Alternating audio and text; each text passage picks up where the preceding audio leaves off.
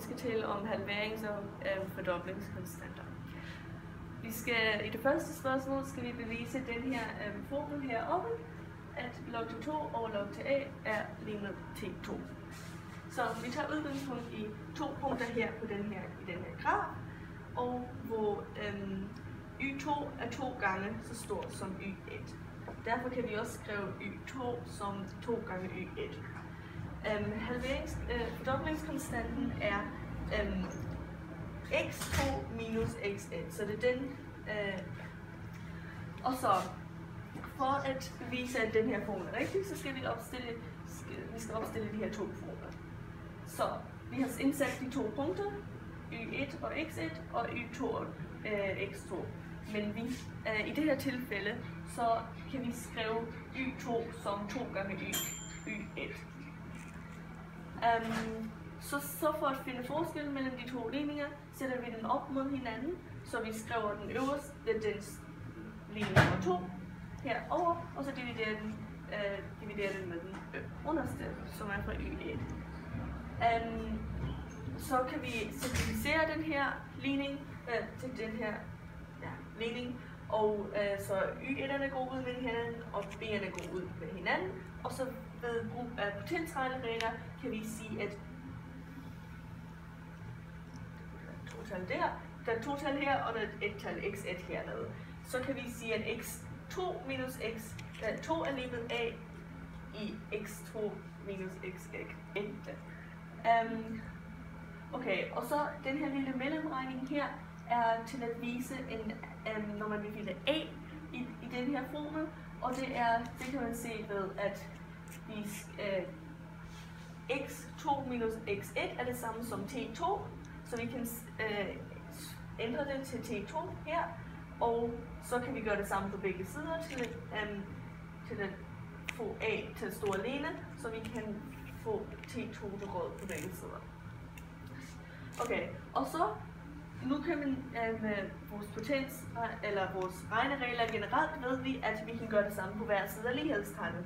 Så vi kan sætte log ind på hver side. Så kan vi ved, at man kan sætte log til a, og der står noget heroppe, så ved vi, at vi kan sætte det ned og stille det foran log. Det er en af egenskaberne ved log. Så vi har sat det foran her. Okay, og så for at komme frem til ligningen, så dividerer vi begge sider med log til a, og så får vi den her flotte ligning. Vi ved, at x2 minus x1 er det samme som t2, og derfor har vi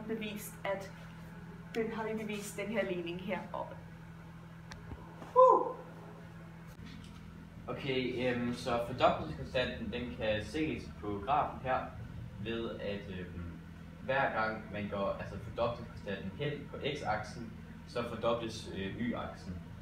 Og i et konkret eksempel, for eksempel her, der er fordoblingskonstanten 3, så det vil sige, at hver gang man går 3 hen på x-aksen, så fordobles y-aksen.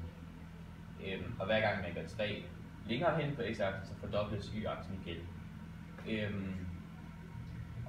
Så er halveringskonstanten selvfølgelig det modsatte, med hver gang man går for eksempel i det her tilfælde 4 hen på x-aksen, så halveres y-aksen så. Og man kan selvfølgelig ikke springe et trin over, så man skal have alle trinene med. Yes. Okay, jeg skal så vise, hvordan man kan udregne den aftagende funktion og den voksne funktion, altså det man kalder a. Og som Sofia hun sagde tidligere, så har vi fundet ud af, at 2 er lige med a i t2'ene. Og for så at finde a, så det vi gør, det er, at vi tager den t2'ene rod på begge sider, så der kommer til at stå t2'ene rod af 2 er lige med a. Så sætter vi t2-værdien ind på t2's plads, hvilket i det her eksempel er 2,5. Og så står der 2,5 rod af 2, som er lige med 1,32. Og derfor ved vi, at a er lige med 1,32. Og den voksne funktion skal være over 1. Og for at finde den aftagende funktion, så gør vi nogenlunde det samme, bare med at sige, i stedet for 2, så siger vi en halv. Så ligningen kommer til at hedde en halv er lige med a, opløftet i t en halv. Og så tager vi igen t en halvte rod på begge sider, så der kommer til at stå t en halv rod af en halv er lige med a. Og så sætter vi igen t en halvtes plads ind på t en halv. Og det bliver til 3, så der kommer til at stå den tredje rod en halv. Og det giver 0,79, og derfor ved vi, at a er 0,79. Og den aftagende funktion skal helst ligge mellem 0 og 1. Okay, så i den sidste opgave skal vi lige hurtigt tale om, hvordan man bestemmer fordoblingskonstanten.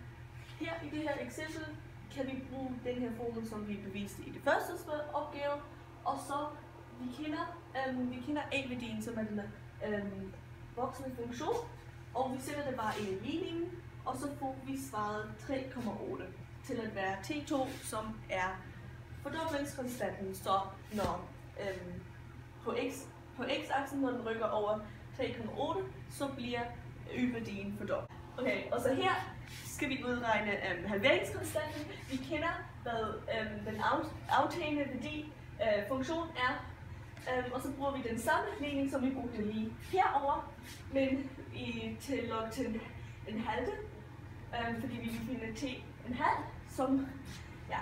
Og så sætter vi det ind i ligningen, vi tilsætter a-værdien ind i ligningen, og så får vi det her svar 3,1, så det vil sige, at hver gang man går over 3,1 på x-aksen, så bliver y-værdien halveret.